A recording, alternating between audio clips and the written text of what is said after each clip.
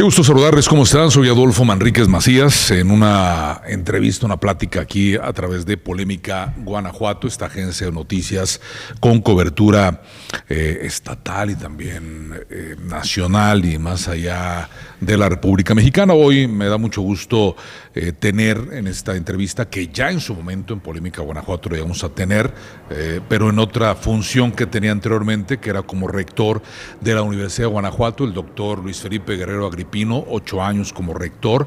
Hoy en día ya lo vemos más tranquilo, doctor. Gusto en saludarle, bienvenido a Polémica Guanajuato. Muchísimas gracias, licenciado Adolfo, y saludos a todo su auditorio. Muchas gracias por la invitación y muy contento de estar en este espacio con usted y con su auditorio. Y la verdad es que una entrevista que podría extenderse mucho tiempo, creo que nos va a dar para poder estar en algunas otras pláticas con usted. Posteriormente, ojalá que nos acepte constantemente las invitaciones que podamos desarrollar. Doctor Guerrero, la educación en el país hoy en día, presente, futuro, el pasado, los cambios que han existido, usted como ex rector, como rector de la máxima casa de estudios, que duró 8 años, no fue poco tiempo, 2 periodos de manera consecutiva, y hoy en día observando desde otra posición en donde no ha dejado de estar perteneciendo a esto que es la educación, doctor. Sí, justo venía pensando ahora en el trayecto hacia el programa, cómo en tan poco tiempo hay transformaciones en la humanidad que marcan a la educación y que la obligan a moverse demasiado rápido. Pongo el siguiente ejemplo. Yo terminó mi periodo en la rectoría en septiembre de 2023. Si nosotros nos ubicamos en 2023, todavía no existía tanta presencia de la inteligencia artificial. Todavía no. Tan solo si ubicamos ese espacio de tiempo, ahora está. Y ahora es una herramienta, es un instrumento que está a disposición no de todas las personas, pero sí tiene una amplia cobertura. Bien, ese es un elemento. Esto nos obliga a pensar y repensar la educación toda, la educación total y por supuesto la educación superior. Yo soy profesor universitario y lo digo con toda claridad y se lo digo a mis colegas cuando dialogamos al respecto. Somos profesores que nos formamos en el siglo pasado dando clase a estudiantes del presente siglo. Somos profesoras, profesores que nos formamos con instrumentos, con medios y con una tecnología muy precaria que no tiene nada que ver con la que tenemos ahora. Nos formamos teniendo a nuestras maestras y a nuestros maestros que tenían el monopolio de la información y de la tecnología. Es decir, el maestro que nos daba matemáticas era el que tenía el monopolio de la información y era el que sabía manejar los instrumentos, la calculadora, cuando nos daban clase y sabían escribir la máquina de escribir, tenían ese control. Y ahora no.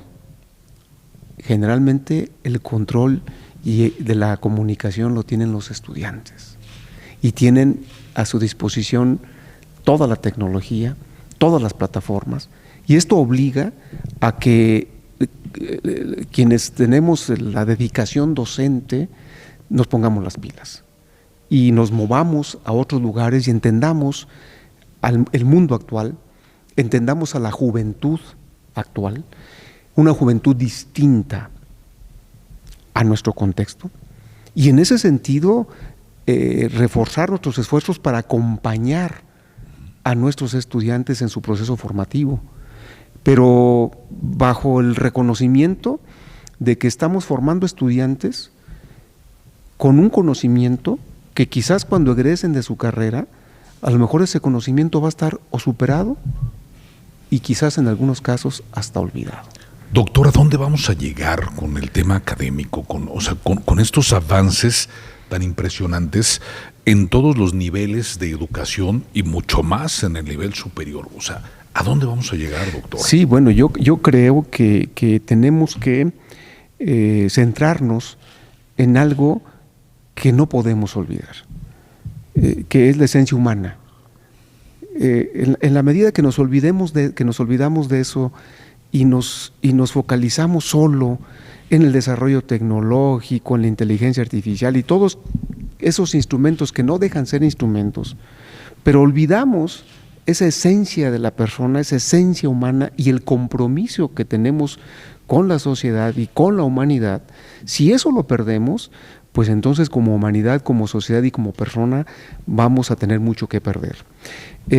Creo que tenemos, la educación tiene el reto, el enorme reto de formar personas que tengan la capacidad de aprender durante toda su vida y de flexibilizar su conocimiento y moverse a escenarios que no conoce. Generalmente, incidíamos en la formación de los estudiantes pensando en un futuro más o menos previsible. Y casi siempre se nos decía, es que prepárate para que hagas tal o cual cosa. Quizás ahora es un poco o mucho diferente. Y ahora más bien hay que formar para algo que no conocen, para escenarios que no conocemos. Usted bien lo indica, doctor. Los cambios del 2023, cuando usted termina su periodo como rector de la máxima casa de estudios, ¿cómo avanzó en 2 años el tema de la inteligencia artificial? La herramienta que tiene hoy en día los profesores, los maestros, con todo el grupo de estudiantes de nuevas generaciones, doctor. O sea, el crecimiento ha sido de manera súbita, o sea, tremendo, de miedo. Sí, y esto también nos obliga a fomentar algo en la formación educativa, desde el nacimiento de la persona hasta a nivel doctorado. Me refiero al pensamiento crítico. La información la tenemos disponible. La sistematización de la información, incluso la generación de nuevo conocimiento mediante la inteligencia artificial, ahí está. Pero la cuestión está en cómo la persona ejercemos nuestro pensamiento crítico, bajo el análisis, bajo el aprendizaje, bajo el conocimiento, pero no podemos sustituir ojalá la inteligencia artificial nunca sustituya a la inteligencia natural, sino que más bien la inteligencia natural tenga la suficiente capacidad para aprovecharse de la inteligencia artificial y no ser esclavos de la inteligencia artificial y que vaya en menoscabo de nuestras capacidades. Doctor Guerrero Agripino, hoy en día lo vemos ya más tranquilo, más relajado, pero dentro de las funciones como la nueva rectora hoy en día, usted muy respetuoso, terminó ya su gestión. Yo ya fui rector, ya me quedo yo en algo que me apasiona, que es seguir dando clases, seguir preparando personas a un nivel ya mucho más arriba. ¿Qué hace hoy en día el doctor Luis Felipe? Sí, bueno, yo tengo... ¿A dónde pertenece? Sí, ¿qué está haciendo? Bien, a ver, siempre yo lo decía cuando era rector de la Universidad de Guanajuato y lo sostengo y lo reafirmo ahora. Decía y digo, yo decía, soy rector, soy profesor universitario en funciones de rector. Okay. Y cuando deje esta responsabilidad, retornaré a mi esencia, que es ser profesor. Y eso siempre lo tuve muy claro. Esos 8 años fueron de dedicación completa, total a mi labor, con todo lo que eso significa. Nunca descuidé la parte académica. Seguía escribiendo, pertenecía y pertenezco al Sistema Nacional de Investigadores, pertenezco a la Academia Mexicana de Ciencias Penales, es un organismo que tiene más de 90 años, es el más antiguo en América Latina. Esto me obliga, de manera muy convencida, a hacer lo que me apasiona y lo que me gusta. Dar clase. Yo doy clase en licenciatura, en maestría y en doctorado. Y a publicar. Nunca dejé de hacerlo, ahora lo hago con especial énfasis, con mayor dedicación, con mayor tiempo, y es a lo que me dedico. Cuando fui rector, tomé la decisión de no dar clase. Iba de vez en cuando a dar una plática a los estudiantes, daba pláticas, conferencias, etcétera. Nunca lo dejé, tan es así. ¿Eso por qué, doctor? Por respeto a los estudiantes, porque la agenda yo la podía, digamos, controlar en un 50%, pero en el otro 50% no. Entonces, llegar tarde a clase, faltar, es una falta de respeto a los estudiantes. Y eso nunca lo hice. Mejor dejé de dar clase de manera formal y de vez en cuando, casi siempre iba una vez al semestre a dar la plática correspondiente. Y ahora que dejé la rectoría, inmediatamente volví a dar clase. Y fue muy interesante volver al aula. Yo doy clase en licenciatura en tercer semestre. Okay. Con estudiantes de 20 años. Y ver a estas nuevas generaciones, y es extraordinaria, es una experiencia extraordinaria. Es una experiencia extraordinaria, porque esto nos hace estar en el primer piso de la educación. Es decir, en el contacto directo con el estudiante, en ver sus necesidades, sus exigencias, en ver ese proceso del aprendizaje, ser empáticos, en estar comprometido con el aula y con cada estudiante, pensar que uno puede tener un grupo de 40 estudiantes, pero cada estudiante es diferente y cada estudiante es una realidad distinta. Y entregarse de manera incondicional a eso. Esa es mi pasión y ahora tengo la oportunidad de realizarla, de ejercerla de manera plena en licenciatura. En maestría es diferente. En maestría uno tiene como estudiantes, en el caso mío, maestría en ciencias jurídico-penales, personas que le hacen un espacio a su trabajo y que dejan la agencia, el Ministerio Público, el juzgado para ir a clase el viernes y el sábado. Y es otra realidad. Y eso nos obliga también a generar una empatía con esos estudiantes, entender su entorno profesional y cómo podemos coadyuvar, contribuir para que puedan aportar algo mejor en su desarrollo profesional. Y en el doctorado es investigación total. Ahí es cómo le hacemos para que nuestros estudiantes de doctorado generen investigación trascendente. Somos una universidad pública. Y la universidad pública no puede ser una fábrica generadora de títulos, sino de aportaciones humanas para un mundo mejor. Y esa es una responsabilidad que lo tenemos en el caso de una universidad del nivel medio hasta el doctorado. Yo hago eso ahora y además, el hecho de estar en el Sistema Nacional de Investigadores representa una gran responsabilidad porque hay que estar publicando constantemente. Y ahora que dejé la rectoría, cuando me incorporo como de tiempo completo como profesor investigador, ubiqué nuevos objetos de estudio. ¿Qué es esto? Les comento un poco qué estoy escribiendo. Me he enfocado a temas como la responsabilidad penal empresarial. Okay. Las personas morales pueden delinquir, aunque personas específicas no cometan delito. Sí, la empresa. Es todo un tema. Okay. Eso está regulado en México. Hay quien dice, en Guanajuato no, porque el Código Penal para el Estado de Guanajuato no se ha reformado para eso. No, pero hay como más de 20 leyes federales especiales que las empresas pueden cometer delitos en esas leyes. Okay. Eso está. Esa es una realidad. No estoy hablando de algo que pasa en otro lugar del mundo. Ese es un tema. Me he metido a un tema muy complejo que sucede en México, que es la trata de personas. La trata de personas y formas contemporáneas de esclavitud. Okay. El ser humano cosificado, el ser humano como un objeto, como un producto para la obtención de lucro y de poder. Es un gran tema. Estamos por sacar un libro junto con otra compañera, colega, amiga, la doctora Carla Alejandra Escárrega. Hemos escrito un libro conjuntamente. Okay. Y me estoy metiendo otros temas como la responsabilidad penal en el ámbito de la salud, la responsabilidad penal médica, en fin, eso es lo que me gusta, lo que me apasiona, y un tema que siempre fue mi tesis doctoral, publiqué un libro al respecto y sobre eso sigo trabajando, que es sobre un fenómeno lacerante para la humanidad y por supuesto para México. Me refiero a la delincuencia organizada. Y sobre eso escribo, sobre eso doy clase y pues me gusta, Adolfo. ¿El doctorado dónde lo estudió, doctor Guerrero?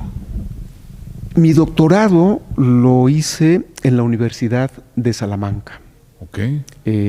Justamente En España. en España, la Universidad de Salamanca, España, una universidad pues, de muchos siglos. Y justo el pasado 25 de enero cumplí 25 años de haberme doctorado. Vaya. El pasado 25 de enero. 2026. Sí, fue sobre, mi trabajo de tesis doctoral fue sobre delincuencia organizada. Recuerdo que cuando defendí mi tesis doctoral y una parte de esa tesis era sobre la situación en México, y algunos integrantes de mi tribunal me decían, a ver, pero ¿a poco en los futuros años ves una presencia de la criminalidad organizada con esa intensidad? ¿Así lo alcanzas a ver? Y hoy está sucediendo algo que usted escribió, por supuesto, en su momento, claro. O sea, prácticamente déjà vu. Por supuesto, yo lo que planteaba, por ejemplo, era que se iba a diversificar el objeto ilícito, que no solamente iba a ser el narcotráfico, que iba a haber otros objetos ilícitos, véase hoy el tráfico de combustible, por ejemplo, que se iba a incrementar el nivel de violencia y que una característica de América Latina es una criminalidad muy, muy violenta, con daños colaterales verdaderamente dramáticos, que si esto seguía así podría existir la tentación de los gobiernos para que las Fuerzas Armadas hicieran funciones de seguridad pública, y cuando eso sucede, luego el camino de retorno es muy complicado. Okay. Eso está sucediendo. También, por otro lado, la cercanía con Estados Unidos marca una diferencia muy importante para México en relación con otros países de América Latina. Y siempre va a existir esa tentación de querer intervenir en los asuntos internos de México. Eso está sucediendo. Y para ello, pues, vemos, es muy común decir que hay que apostarle a la prevención. Sí, por supuesto, pero también la realidad está ahora. Y también el Estado tiene que reaccionar. Por supuesto, no podemos decir que la salida siempre está en la prevención, pero ¿y qué hacemos con la situación actual? ¿Qué hacemos con el incremento de la violencia por un lado? Pero también por otro lado, con una reacción del Estado cada vez más intensa. Piénsese, por ejemplo, en esa expansión de la prisión preventiva. Okay. Si nosotros vemos, hacemos un recorrido por los estados y por la legislación federal, vamos a encontrarnos con una inflación punitiva y un populismo punitivo. Lo digo así con todas sus letras. ¿Qué es esto? Pensar que ante un problema social, llevándolo al derecho penal, pues lo vamos a solucionar, y con el tiempo, y no se requiere que pase mucho tiempo, nos damos cuenta de que no es así. Y en muchas ocasiones el problema se empeora. El discurso fácil, el discurso punitivo, el populismo punitivo, de acudir siempre como primera instancia al derecho penal, cuando el derecho penal sucede, reacciona, cuando el acontecimiento ya sucedió.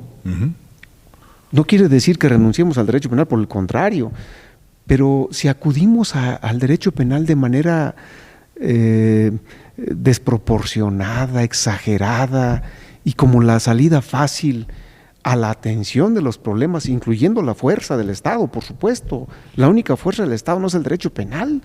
Entonces, si esto no es así y caemos en esa tentación, no estamos contribuyendo a la solución del problema, sino que más bien lo estamos empeorando o estamos abriendo otros problemas. En este tema del asunto de la prevención por parte de los gobiernos, doctor Guerrero, tiene un costo político y tiene un costo electoral. Mucho gobernante no le entra al tema de la prevención, que creo que es fundamental, que lo hacen en Estados Unidos y en países desarrollados. En México piensan en la próxima elección muchos funcionarios. ¿Qué pasa con eso? Absolutamente de acuerdo, absolutamente de acuerdo. A ver, la prevención tiene una característica. No es atractiva en cuanto a que no tiene resultados inmediatos. No es muy atractiva porque no se traduce en cortar listones e inaugurar cosas. La prevención es ir al fondo y pensar en términos razonables en 1 o 2 generaciones por lo menos. Es decir, que los resultados los veamos en efecto, así bien, unos de 10 a 20 años. Okay. Y para eso, pues se requiere acudir a un sistema de política criminal integral donde la parte punitiva es solo una parte. Hay que acudir a las políticas públicas integrales bajo un diagnóstico claro, certero, de cuál es la realidad del país y del Estado y de cada ciudad, para poder construir una prevención primaria, secundaria y terciaria a corto, mediano y sobre todo a largo plazo. Por lo cual, esto implica un enorme sacrificio, esto implica acudir a políticas públicas, por ejemplo, en educación, diseño urbano, salud, es multifactorial. Y generalmente se suele pensar que la prevención le corresponde a una instancia. Entonces se suele decir, bueno, ¿y qué hace la Secretaría de Seguridad Pública en materia de prevención? A ver, ¿cómo? O sea, ¿esa secretaría solamente? No, esto es mucho más complejo, es mucho más sistémico y donde poco tiene que ver el derecho penal. Claro. Eso llega después. Ojalá hubiese una mayor toma de postura al respecto y un mayor sacrificio. A ver, es que en México hay elecciones cada 3 años. Entonces, esto va orillando las agendas hacia otros temas y no a asuntos de fondo. Y claro, pues entendemos que la parte electoral pues son agendas muy específicas, son confrontaciones y es saber quién le gana a quién. Pero también el país tiene problemas y quizás eso tiene muy poco que ver con quién le gana a quién, sino cómo se atienden los problemas. Doctor, usted contendió en 2 ocasiones para ser rector de la máxima casa de estudios, pues también en las elecciones en una universidad tan poderosa como lo es la Universidad de Guanajuato, pues existe la grilla, existe la resistencia, existen los acuerdos. Al término de su periodo se acomodaban mucho los tiempos electorales. Usted se mantuvo muy al margen. Le voy a preguntar esto, pero la plática realmente les voy a comentar con el doctor, pues es por el tema de literatura, pero aquí van saliendo varios temas que no nos va a alcanzar el tiempo.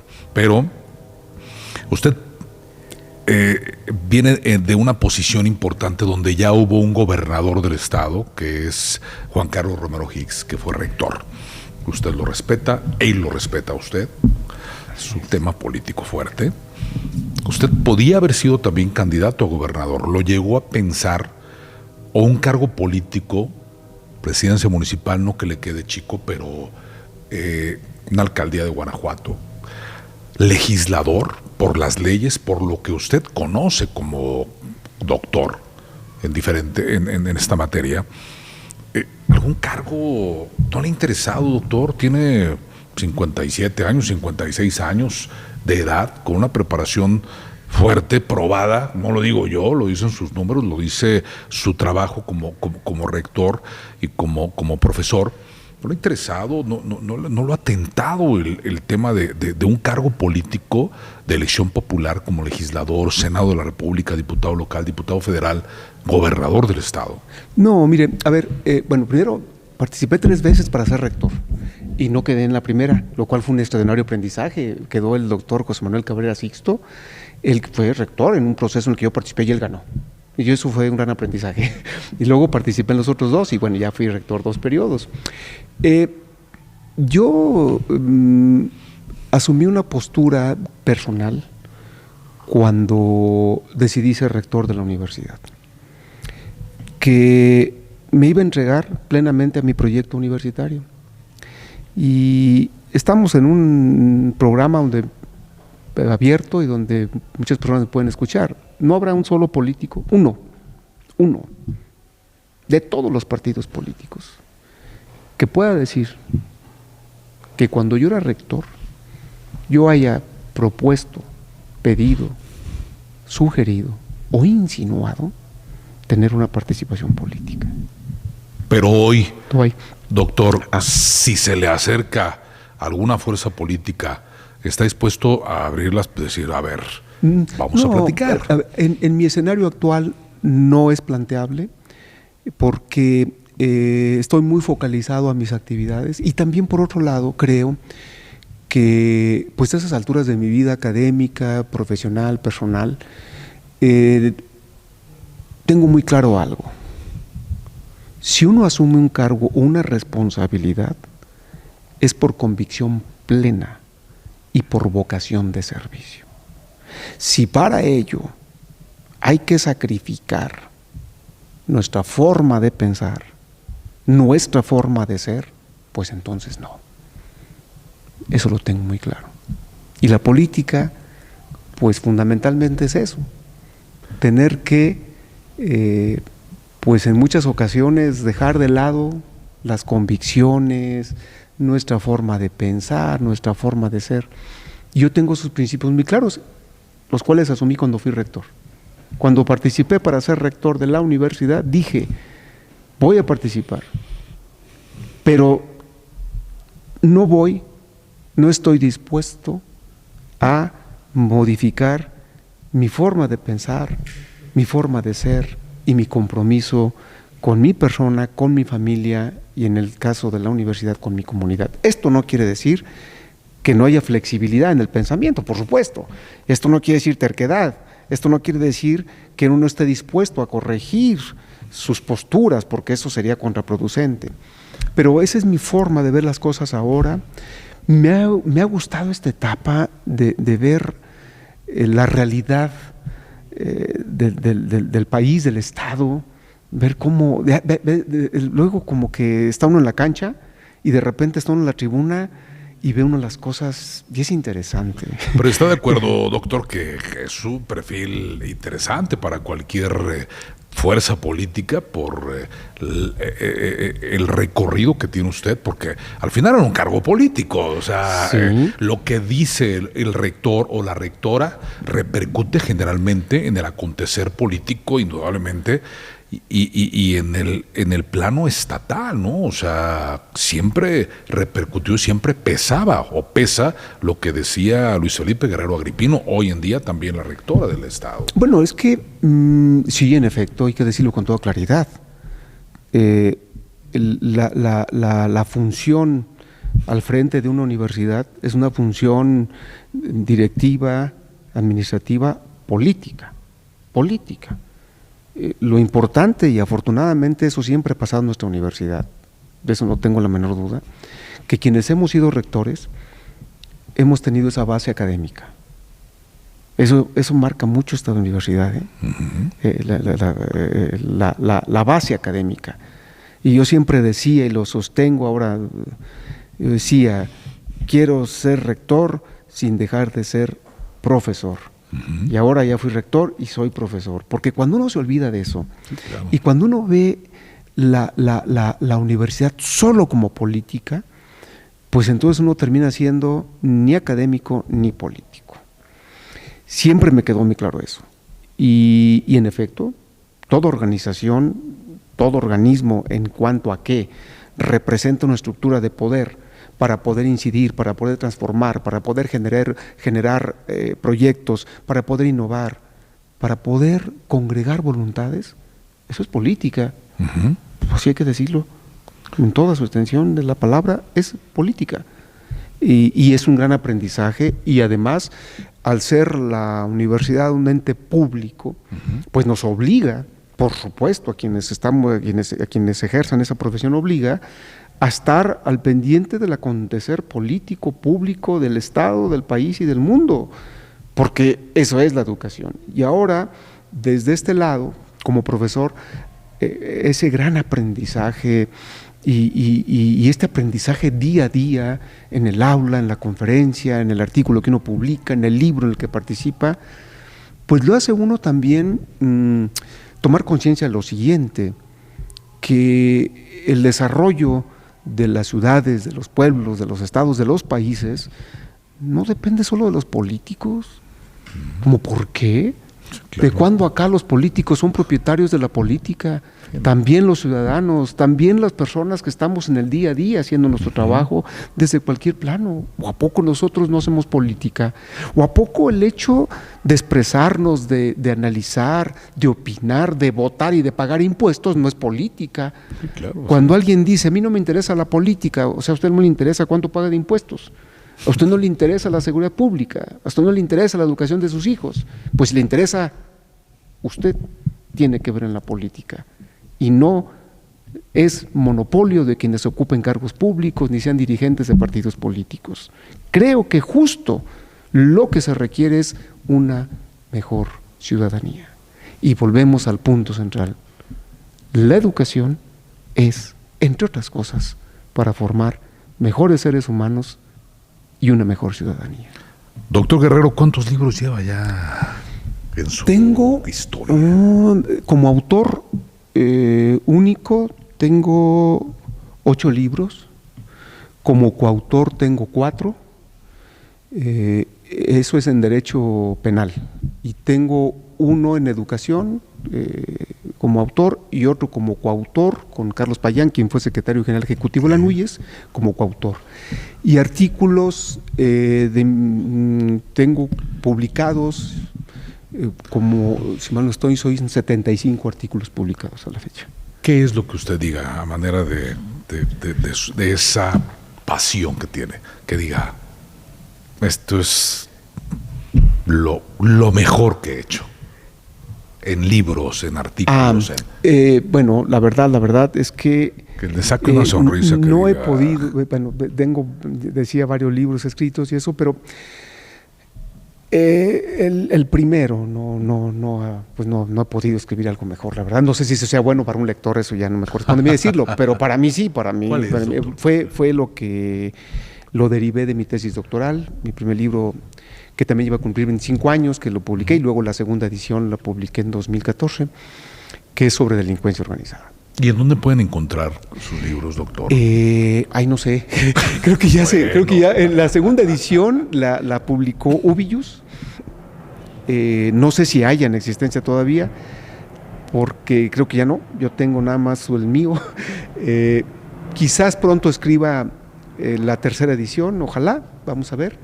Pero ese libro, porque viene de mi tesis doctoral, entonces fue el producto de prácticamente 2 años y medio de tiempo completo dedicado a escribirlo, y es un tema apasionante por lo dramático que es, por lo complejo, por lo duro que significa, y es el que más me apasiona, el que más recuerdos me trae de una dedicación completa. Lo que he publicado posteriormente no tiene, digamos, ese nivel de profundidad como ese libro, la verdad. Pero, pues hacemos nuestro esfuerzo, le comentaba que seguimos escribiendo y siempre tratando. Yo creo que a quienes nos gusta la investigación, siempre estamos como viendo dónde hay problemas para meternos en más problemas. Okay. Porque esa es la investigación. Le comentaba hace un momento, ahora estamos trabajando el tema de trata de personas, quizás en este mismo año escriba algo sobre desaparición de personas y algo de terrorismo. Me llaman la atención esos temas. Sin pretender invadir su persona o sus temas familiares, porque bueno, siempre se ha mantenido muy al margen y está muy bien.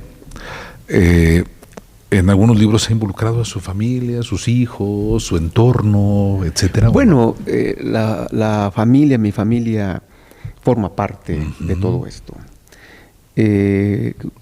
Justo comentaba que hace 25 años que me doctoré. Mi primer hijo nació el 11 de enero y yo me tuve que ir a los 5 días a España a defender mi tesis doctoral porque eso no era negociable. Válgame. Entonces, después, pues siempre he tenido el acompañamiento de mi esposa, de mi hija y mis 2 hijos como un equipo y como, para mí, pues significa como siempre tocar piso con el lado humano, con lo que significa una familia para mí. ¿Está satisfecho, doctor, con lo que ha hecho usted?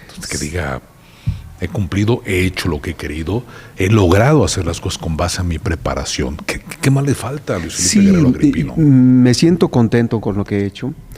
Siempre uno quisiera hacer las cosas mejor, pero también uno aprende en que hay que entregarse a algo y después continuar su camino. La vida me ha dado la oportunidad de concluir mis proyectos que yo he querido. Eso me ha dado la vida, me ha dado esa magnífica oportunidad. Vengo de una familia muy humilde donde fui el primero en obtener una profesión gracias al auspicio de la universidad pública. Lo pude hacer, me quise ir al extranjero a estudiar, lo pude lograr, cuando no era tan frecuente. Yo me doctoré hace 25 años, pero hace 27 años que me fui a otro país a estudiar. Quise servir en aquel tiempo mi facultad de Derecho, fui director de mi facultad director de la Facultad de Derecho, quise participar en el proceso de transformación de la universidad, fui el primer rector del campus Guanajuato, quise ser rector general de la universidad, y lo hice con un trabajo en equipo, con personas que me apoyaron, pero también sobre todo con una esencia mía, con mi esfuerzo. Creo que cuando uno hace algo que es producto de su esfuerzo, eso no tiene precio. Doctor Guerrero, yo aquí públicamente le quiero hacer la invitación para pues más pláticas. Tengo que tocarle más adelante la Orquesta Sinfónica del Estado de la Universidad de Guanajuato, que es una maravilla. Sí. ¿Cuáles fueron las satisfacciones que usted tuvo también como rector, respetando hoy en día una nueva rectora? Pero me interesaría más adelante platicar un poco más con usted, también la agenda que tiene. Le agradezco mucho que nos da un espacio. Independientemente que yo lo he visto cómo llega ya a dar clases a la universidad, anteriormente lo veíamos como rector, pues muy acompañado de mucha gente, lo acompañaba pues muchas personas dentro de su mismo cargo como rector. Hoy en día llega como cualquier profesor, claro, caminando, saluda a todo el mundo, se pasa. Me ha tocado, o sea, lo he visto y la demás gente lo ha visto, cómo llega saludando, registrándose, entrando a la universidad, como cualquier profesor, y eso la verdad es que habla bien de su trabajo y del respeto que está teniendo, como debe de ser, de la nueva rectora, que claro, ganó bien, en una elección también fuerte, hay que decirlo, pero ganó bien y está haciendo su trabajo de manera, esperemos que correcta, claro, y acertada. Ojalá que nos regale más espacios, doctor. Con todo gusto, estoy a sus órdenes y siempre es muy satisfactorio el lugar con usted y estar en contacto con su auditorio. Vamos a tener más pláticas, esperemos que claro así que sea, sí, que nos dé mucho más tiempo, a ver si nos aventamos un día una horita completa, que creo que hablar con Luis Felipe Guerrero Agripino, rector de la Universidad de Guanajuato, con un camino importante dentro del tema académico. Vean sus libros, en redes sociales, usted ahí publica algo, o puede la gente tener voy a meter más con usted. Voy a meter más a mis redes sociales. Sí me han dicho, voy a subir mis libros a redes sociales. Eso lo voy a hacer ya. Y contestar usted, doctor. Claro. Usted maneja sus redes sociales. Claro, por ¿no? supuesto. Alguna persona interesada en sus libros, claro, en dialogar un poco más, creo que podría ser lo importante. vamos a hacer. Claro que sí.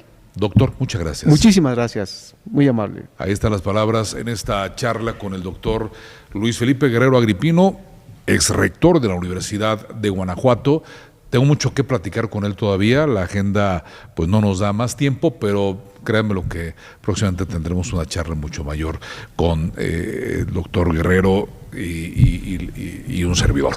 Yo soy Adolfo Manríquez Macías para Polémica Guanajuato, agencia de noticias con cobertura estatal. Pues me da mucho gusto platicar con él, ya no como rector, creo que una plática todavía un poquito más suave, más light, más relajada en lo absoluto. Que la pasen muy bien, gracias. Es enero, ahorita, último del 2026. Hasta la próxima, gracias.